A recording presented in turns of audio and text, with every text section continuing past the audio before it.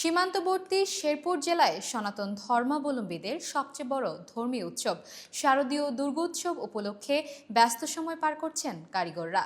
এরই মধ্যে প্রতিমা তৈরির ৭৫% কাজ শেষ। এরপর রং তুলির কাজে ব্যস্ত হয়ে পড়বেন কারিগররা। অপরদিকে এই উৎসবকে ঘিরে আইনশৃঙ্খলা বাহিনী সর্বাত্মক নজরদারি রাখবেন বলে জানিয়েছেন।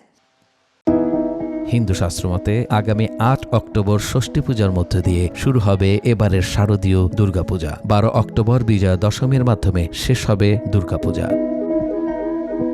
দেবী দুর্গা, সরস্বতী, লক্ষ্মী, গণেশ, কার্তিক সহ নানা ধরনের প্রতিমা তৈরির কাজ করছে কারিগররা। যেন দম ফেলবার ফুরসত নেই তাদের। প্রতিমা তৈরির মূল কাঠামোর কাজ শেষের দিকে। কাজের চাপ বাড়তে থাকায় পুরুষ কারিগরদের এ কাজে সহায়তা করছে গৃহবধূরাও। তবে প্রতিমা তৈরির কাজে ব্যবহৃত বাঁশ, কাঠ, খড়, রং সহ প্রয়োজনীয় জিনিসপত্রের দাম বাড়ায় খুব একটা লাভ হয় না বলে জানান কারিগররা। জেলার বিভিন্ন স্থানে দুর্গাপূজা উপলক্ষে প্রতিমা তৈরি হচ্ছে। এসব প্রতিমা শেরপুর জেলা সহ বেশ কয়েকটি জেলায় সরবরাহ করা হবে। তাই কারিগরদের দম ফেলবার ফুরসত নেই। কয়েকদিন বাদেই প্রতিমার গায়ে পড়বে রঙের আঁচড়। এখনকার আমাদের শর্ট টাইম চলতেছে। গতবার 16টা বানাইছি, এইবারও 16টাই বানাইছি।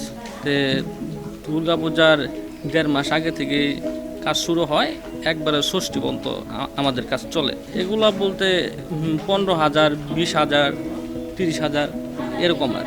এই কয়দিন মনে করেন রাত আর দিন নাই, আমাদের থাকতে হবো রাত 2টা, 3টা, 4টা পর্যন্ত। আবার মনে করেন একটু ঘুমামো, 2-4 ঘন্টা ঘুমামো, তাইলে আবার মনে করেন খায়ালে দৌড় দিন লাগবো ওই কাজে। এরপরে মনে করেন এই যে ফিনিশিং দিতে আসি, মাটির কাছে যেটা শেষ হয়ে গেল, পরে রঙের কাম করবো। রং দিব চক রং, প্রথম চক রং, পরে কালারিং রং। শেরপুর জেলায় 158টি মণ্ডপে দুর্গাপূজা উদযাপন করা হবে। এসব মণ্ডপে শান্তিপূর্ণ ও ধর্মীয় ভাব গাম্ভীর্যের মধ্যে দিয়ে দুর্গাপূজা সম্পন্ন করতে সব ধরনের নিরাপত্তা ব্যবস্থা নেওয়া হয়েছে বলে জানিয়েছেন জেলা পুলিশ সুপার। পরিবর্তিত পরিস্থিতিতে আসন্ন শারদীয় দুর্গাপূজা উৎসবকে ঘিরে জেলা পুলিশের পক্ষ থেকে আমাদের যে নিরাপত্তা ব্যবস্থা, সেটিকে আমরা 3টি পর্যায়ে ভাগ করেছি।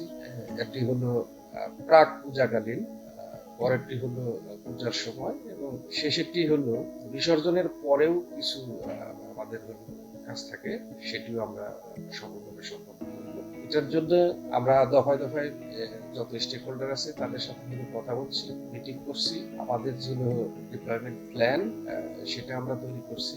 বিভিন্ন এজেন্সি যারা এই দায়িত্ব পালন করবেন তাদের সাথে সমন্বয় সাধন করছি। আশা করছি শেরপুরে সুন্দরভাবে শারদীয় উৎসব পালিত হবে। জেলার ঐতিহ্য ধরে রাখতে সকলের সহযোগিতায় সনাতন ধর্মাবলম্বীদের বৃহৎ এ ধর্মীয় উৎসব শান্তিপূর্ণ পরিবেশে শেষ হবে, এমনটাই প্রত্যাশা সকলের।